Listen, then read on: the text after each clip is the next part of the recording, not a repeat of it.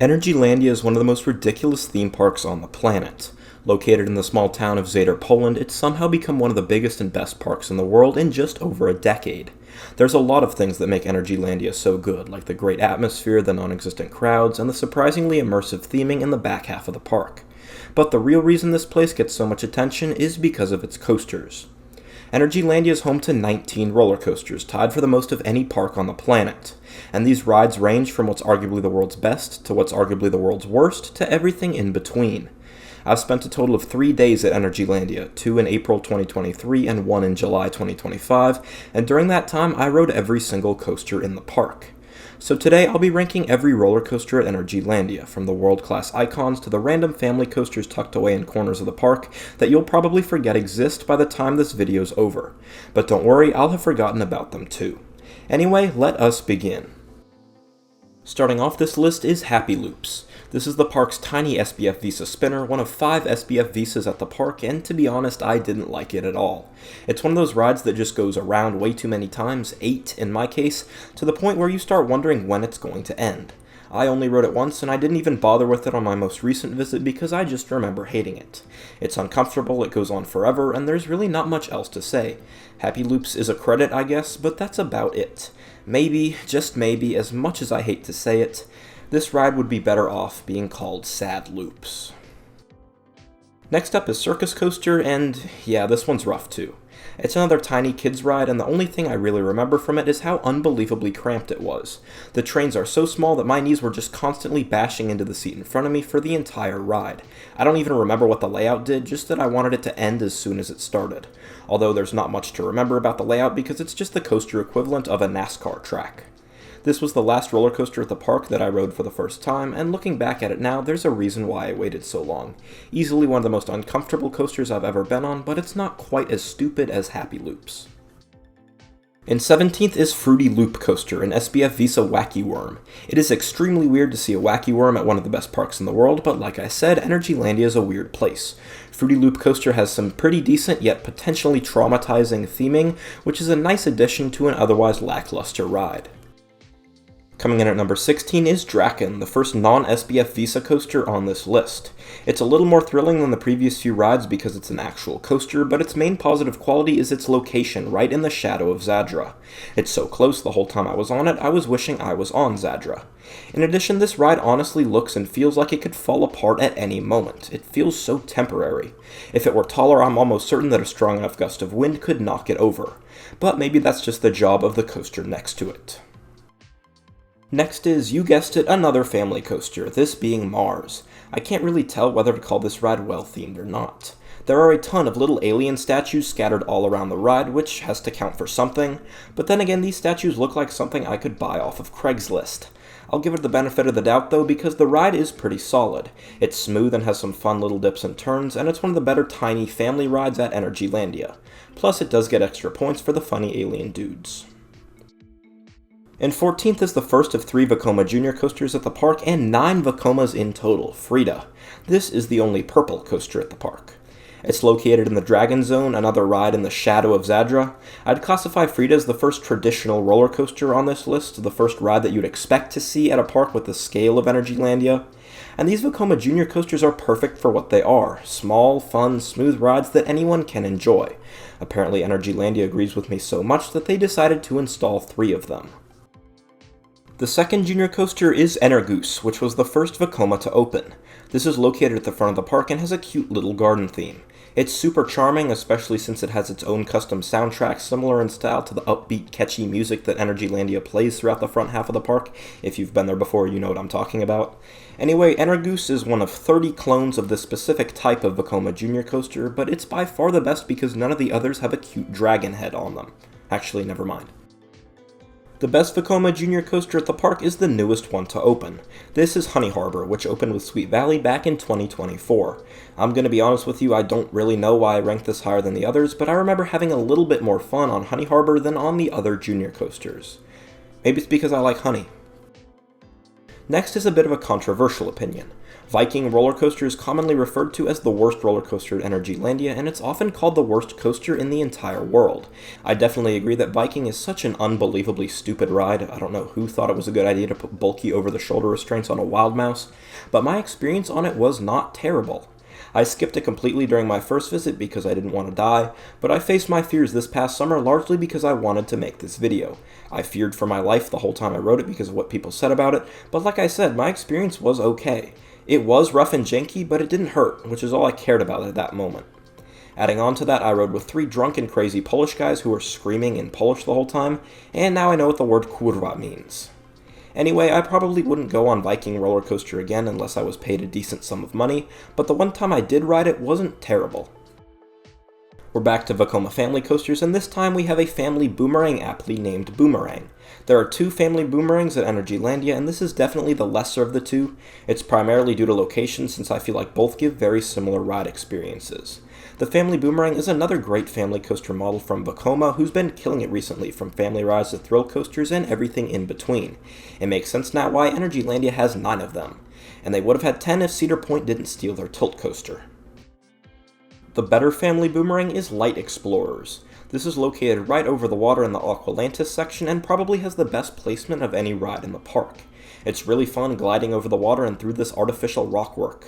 Light Explorers is the first coaster I've talked about so far that I rode more than once, and it's for good reason. It's super fun. Next is the other coaster in the Sweet Valley section, this being Choco Chip Creek. It's a Vekoma mine train with 3 lift hills and a really fun layout. In the coming years, hopefully the outdoor theming with this rockwork will be finished so that Choco Chip Creek transforms into a fully themed experience. As of now though, the indoor queue is pretty detailed, much more so than a lot of other rides at the park. Like I said, the layout itself is really fun, with some quick transitions as well as some good airtime pops and laterals. The layout is kind of built on top of itself, so you're often crossing over and under track, which causes some good near misses. I assume that the near misses will get even better in the future with the addition of the rockwork. From my experience though, Choco Chip Creek is still really fun and proves that we're starting to move into some actually good rides.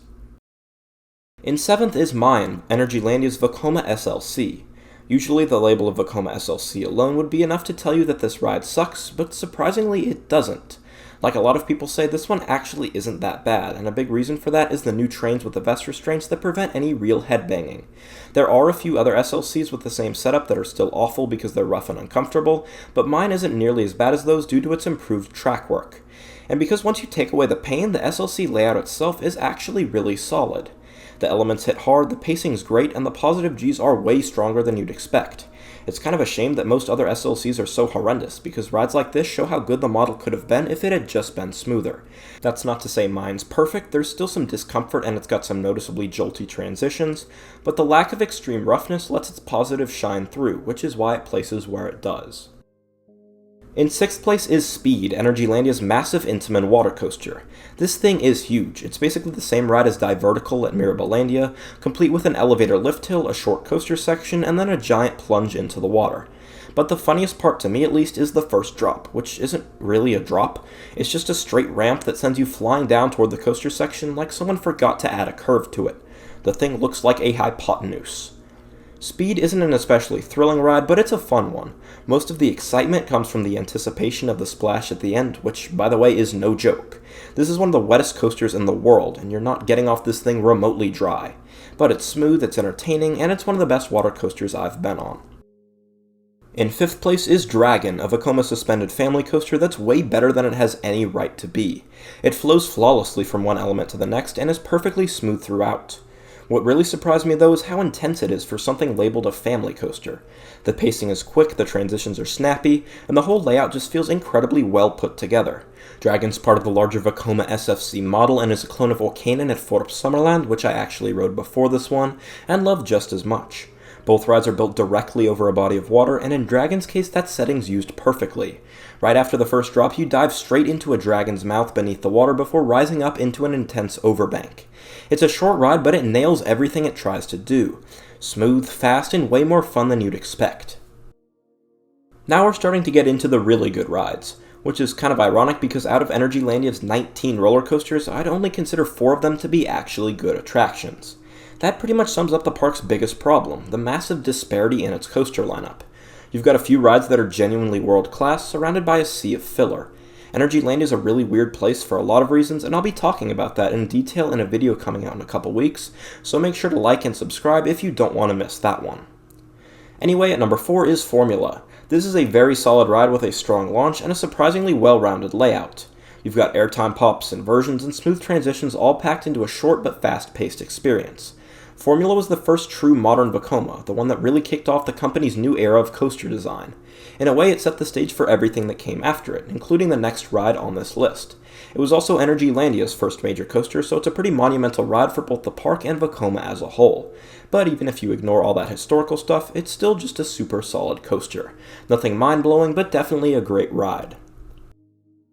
In third place is Abyssus, which is basically just an improved version of Formula, better in pretty much every way. This is a genuinely great ride. It's got everything you could want in a modern multi-launch coaster. Smooth transitions, strong positives, creative inversions, and some surprisingly powerful airtime moments, especially at the start of the second half. It's also paced really well for most of the layout, constantly throwing something new at you without ever feeling repetitive, at least for a while. Abyssus is a long ride, way longer than Formula.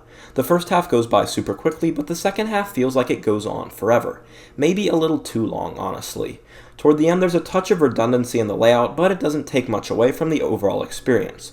What it does highlight, though, is something I've started to notice as a trend with a lot of modern Vekomas, and bear with me here. They're so unbelievably smooth and perfectly profiled that they almost feel too well profiled. I want to preface this part by saying that I'm not someone who usually gets affected physically by roller coasters. In fact, the other day I rode Air Force One 40 times in a row without ever leaving the train, but every time I got off Abyssus, and to a lesser extent Formula, and even a little bit Let Coaster, I felt kind of dizzy, and some of the people I was with said the same thing.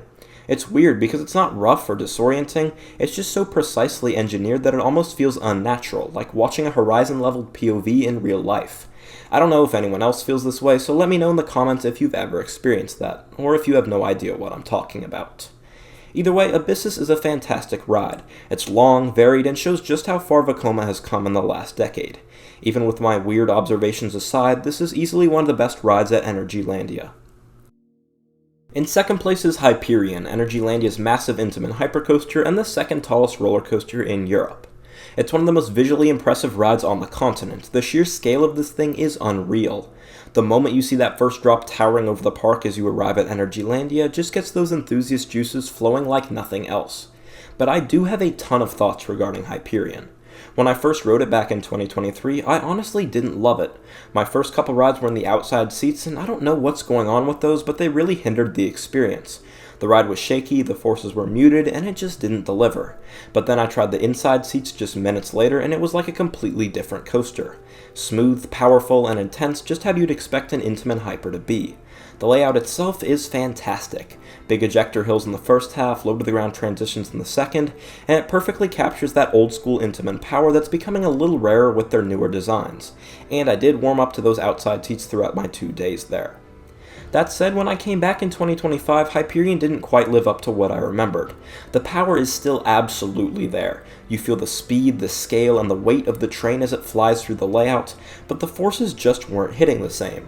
The airtime and positive that once stood out felt a bit toned down, and that's where my frustration with this ride comes in. I'm holding Hyperion to an extremely high standard because I can see what it could be. A top 5 coaster in Europe, maybe even the world. It has all the ingredients, size, pacing, intensity, but it's just a step or two short of perfection. Don't get me wrong, it's still fantastic. The ejector moments are strong, the laterals are great, and that low-to-the-ground second half is pure chaos in the best way. But every time I ride Hyperion, I leave thinking the same thing.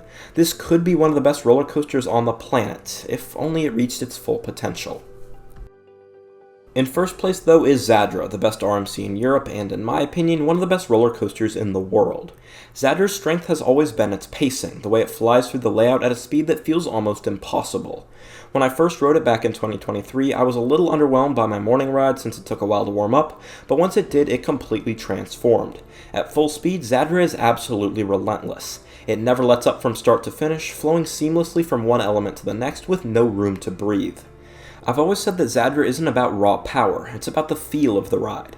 And that's still true, but on my most recent visit, I realized I might have underestimated just how strong some of the forces actually are. When it's running at its peak, Zadra hits way harder than I gave it credit for. The airtime moments are sharp, the laterals are strong, and the inversions mix hang time and whip perfectly. It's not the most aggressive RMC out there, but it doesn't need to be. The flow, pacing, and smoothness make every second count, and that combination gives it this incredibly satisfying rhythm that few coasters in the world can match. I rode Zadra 19 times over 2 days on my first visit and could have gone another 19 without hesitation. It's just that re-rideable. No matter how many times you experience it, it never stops being fun. Zadra is fast, fluid, perfectly designed, and the definition of a world-class coaster. A phenomenal ride that's everything great about RMC. It's pure controlled chaos in the best way, and I absolutely adore it. It's a fantastic standout for this park. So that's every roller coaster at Energylandia, ranked from worst to best. This park has one of the strangest coaster lineups I've ever seen, a handful of rides that are among the best in Europe, surrounded by a ton of smaller, forgettable ones. But that's what makes Energylandia so fascinating to me. It's such a weird place, and there's a lot more to talk about here than just the coasters. Like I mentioned earlier, in my next video, I'll be taking a deeper look at Energylandia itself. The atmosphere, the layout, the theming, the operations, and the bigger question of how successful this park really is. It's a project I've been working on for a while, and I'm really excited to finally show it to you. So if you enjoyed this ranking, make sure to like the video and subscribe so you don't miss that one when it comes out. Thanks for watching, and I'll see you in the next video. Have a great day.